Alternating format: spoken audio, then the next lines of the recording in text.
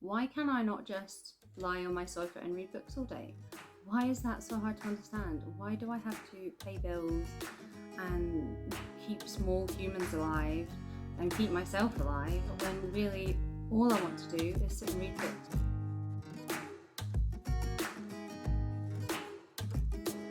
Hi and welcome to my channel. My name is Sarah and I love to talk about books. And as promised, it is Wednesday as I'm recording this, and hopefully it will still be Wednesday when I manage to edit and upload it.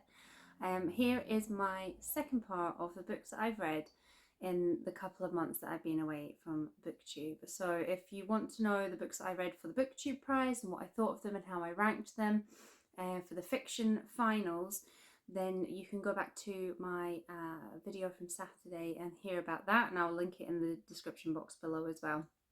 Today I'm going to talk about just the other books that I managed to pick up in my time away, which was just 4, so hopefully this will not be an epic length video.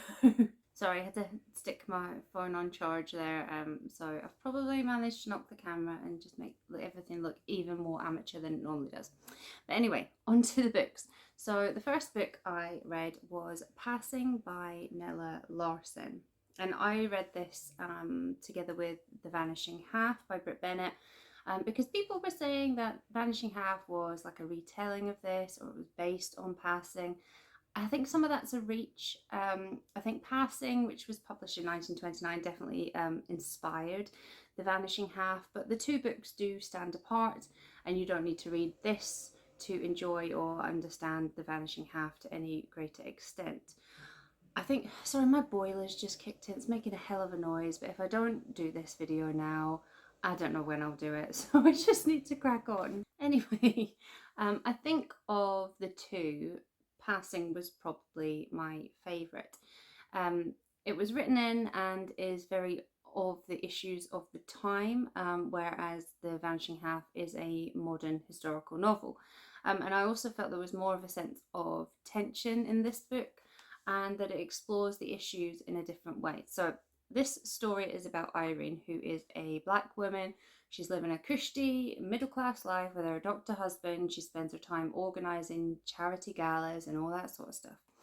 But then childhood friend Claire shows up and things get a bit rocky. Claire is also a black woman, but she is living her life passing as white. She's married to a white man, quite a wealthy man.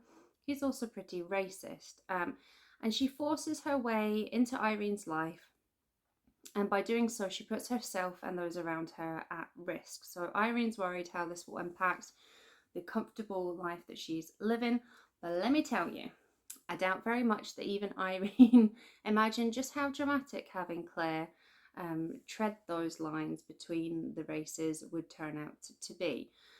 For the time, the writing felt really fresh, and it's so short. I'm still amazed at how much goes on in so few pages. So yeah, definitely recommend this one. Then I went on to The Kingdoms by Natasha Pulley, which is a really tricky one to give a synopsis of. And at least for me, as someone who doesn't really delve into the sci-fi-ish territory very often, is it sci-fi, fantasy? I don't even know. It was quite tricky to follow to begin with too. So we start with Jo, who's an amnesiac in 1900s London, which is a French colony, and speaking English or writing English, any form of the English language, is outlawed.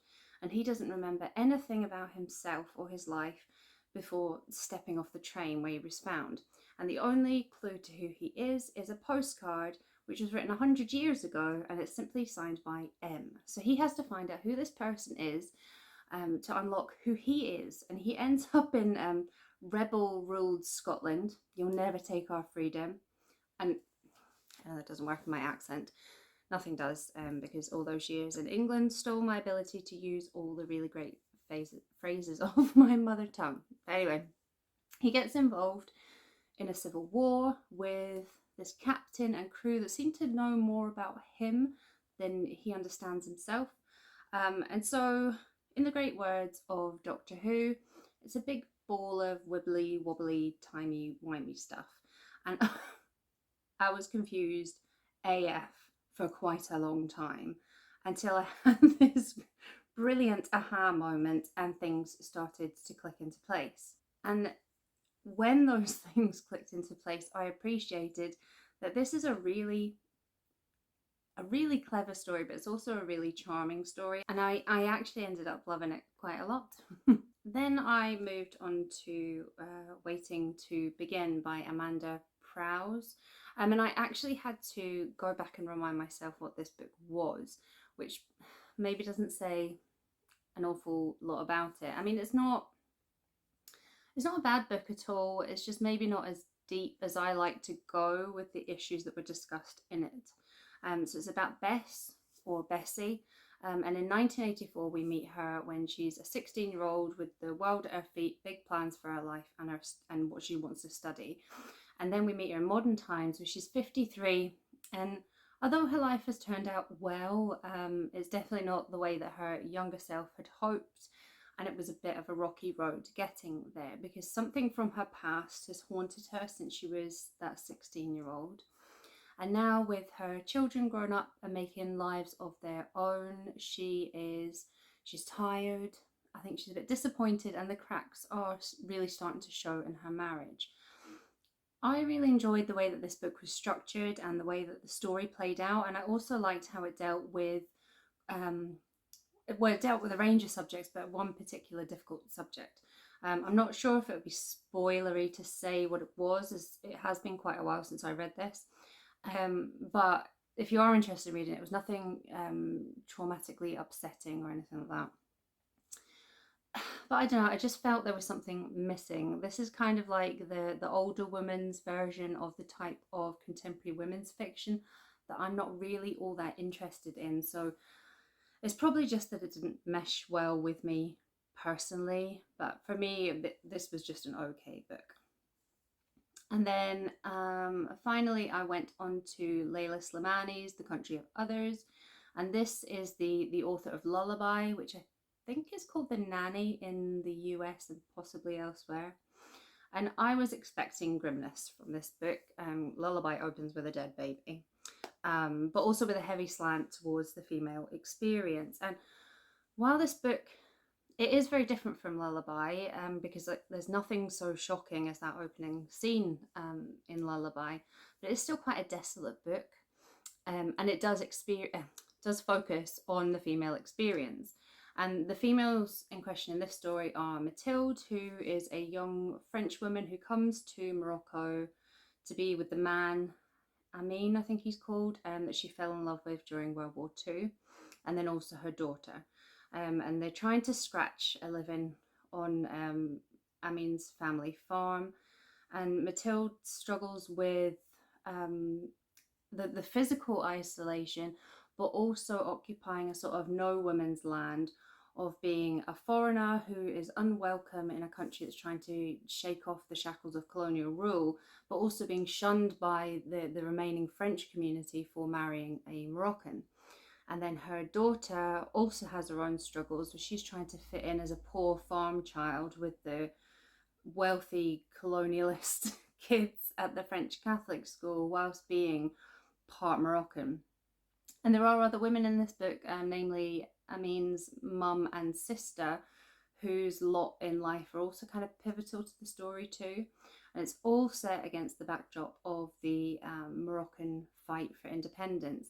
And I found it really interesting. And again, Slimani's writing is something I enjoyed a lot. It is quite a slow book, and it's kind of got quite a bleak feel overall, but I kind of love that Slimani is the sort of author that can turn her hand to different stories and go in different directions so well. So she's definitely an author that I need to read more of. Just because it's Wednesday, and to try and keep it in my kind of shelf indulgence style, I am currently reading, is it in here? No, it is not. I think I was reading it in the living room last. I think it's got, this is terrible, A People's History of Scotland by Chris Bambery. I feel like I've been reading it for my whole life. It's not even that long. Like, once you get past, like, if you ignore the like the index and the references or whatever, it's actually like 300 odd pages, and I am just over 200 pages into it, and I feel like I've been reading it for ages.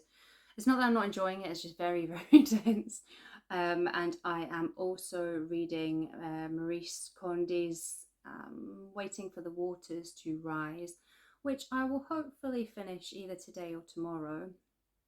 And I'm enjoying that. It's a really interesting story. It's set in lots of different countries, but now in the second half of the book, it's been concentrated in Haiti, and that's somewhere I've never read about, and I'm finding that really interesting as well. So hopefully by the time I come to wrap up October, I will have at least 2 books to talk about. I'm trying to up my pace, but just life is so annoying that it gets in the way. Like, why can I not just lie on my sofa and read books all day? Why is that so hard to understand? Why do I have to pay bills and keep small humans alive and keep myself alive when really all I want to do is sit and read books? But it's just not happening. So we'll see. What else am I hoping to read this month? I've got a few more NetGalleys to get through, actually. The only one of which I can remember the name of is Widowland by CJ Carey, I think, which is one that I'm not even sure. It's like, it will either be genius or it will be dire bloody bollicle. So we'll see. We'll see how we get on with that one. I can't remember what else I'm going to be reading the rest of the month, but I will start doing my shelf indulgence videos properly from next week. So hopefully I'll be a bit more on top of what I'm reading. But I'm tired, I'm hungry, it's been a long day. So thank you for joining me. What are you reading at the moment? I would love to have a wee nosy in your currently reading pile. And until Saturday,